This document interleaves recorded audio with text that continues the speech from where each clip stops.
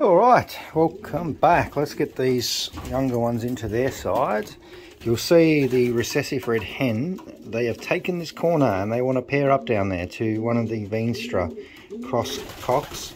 So that's the pair there, they're trying to take over, which is never ideal in the flying loft because they keep all the other ones off the floor. I may consider moving those two over into the breeding loft, maybe for a round or two, but we'll just see. They won't produce any recessive reds, but they will produce splits.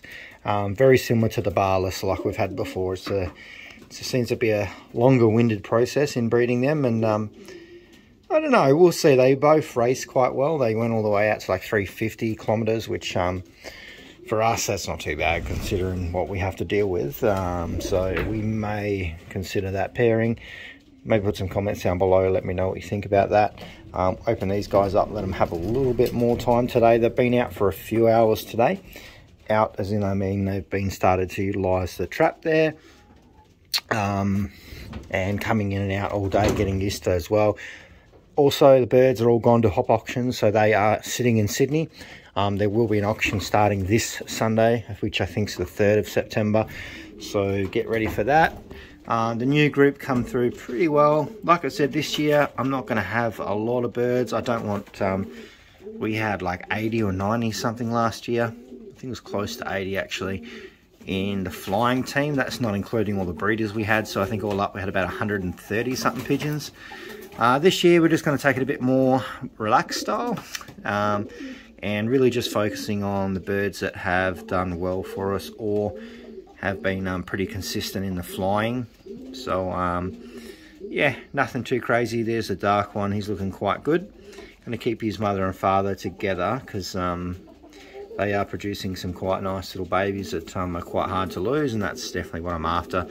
Being all the way out in the middle of the farm land like I am, that's what I find pretty important, especially if we're going to be flying smaller numbers. I just want birds that are quite hard to lose, and we're definitely on the right track. What else has been happening here? So they are all the babies. We've got some more coming through. We'll have a look at those ones shortly. So she's getting pretty defensive. Look at her, she's chasing off all the other hens on the ground. What I might do, just leave this open, give them a little bit more space for now. Just because she's been a little bit aggressive, so we might have to do something there. That's why people like to separate cocks and hens, but I'm not too stressed because we might move those ones out shortly. Look how aggressive he is towards her. She's a good little hen too, that one. That's my special little blue bar that done really well for us. She's the one that had her neck ripped open. That's actually one of her brothers there, but I only bred them this season. There's a bit of resemblance in them. There's another one there as well. But let's keep cruising along, see what's going on in here. Two sections over here we're trying to free up a little bit. What we might do is bring those two. Got my barless hen down there, she's chilling. We got Rosetta and we got this other hen. So these are the hens that are just left over. Haven't paired them up yet. I'm going to try and pair Rosetta up again. But as I said, don't have a lot of options because I don't want to breed too many pigeons. And we've got some birds carrying on in here. There's a few in here.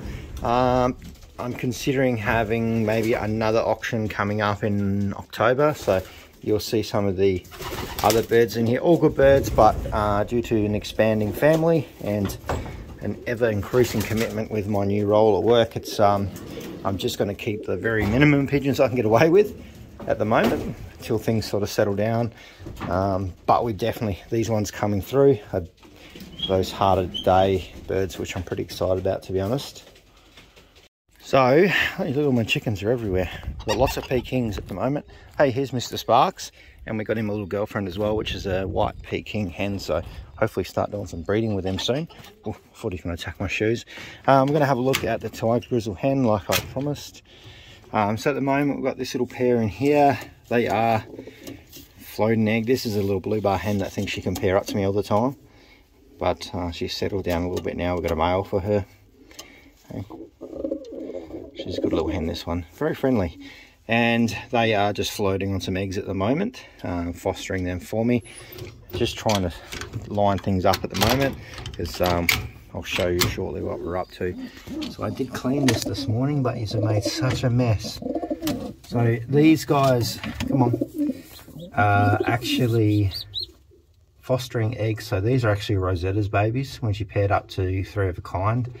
I'm going to unpair these after this because I want to give the hen, the Thai grizzle hen, a better cock, I think, and then I'll do a couple of rounds out of that. So that's where we're at the moment. I just needed to get a couple of rounds out of Rosetta and 3 of a kind before we unsplit them, but they will get a chance at the moment. Like I said, don't want too many pigeons. I don't want to be where we were last year and we had so many pigeons and the falcons were just picking us off left, right and center. So today what I've been doing actually is going through, you'll see the fronts back on. So I wasn't going to pair up until next weekend. I was going to do it the same day as the auction was on, but looking at the calendar, and yeah, let's just get them together now. So all these pairings here, apart from there's nothing in there yet. So this pairing, those 3, and hopefully this hen will lay again. And then we've got Apache down this bottom one. I did take his eggs out and put him in under here, because this pair has been my fostering pair at the moment. So they will go down again, and hopefully these will all be part of the Bundaberg 1 Loft team. We're only going to pick 5, so hopefully out of this we've got 5 little birds to pick from. Like I said, don't need too many birds. We're just picking the very best pairs to breed from. Let's have a look in here. It's one of our cocks that raced pretty well for us last year. He was very consistent. That's what I'm after. I don't care about, you don't have to be first all the time, because you're going to struggle to do that where we are. And pairing up with one of my new hens that I brought in last year.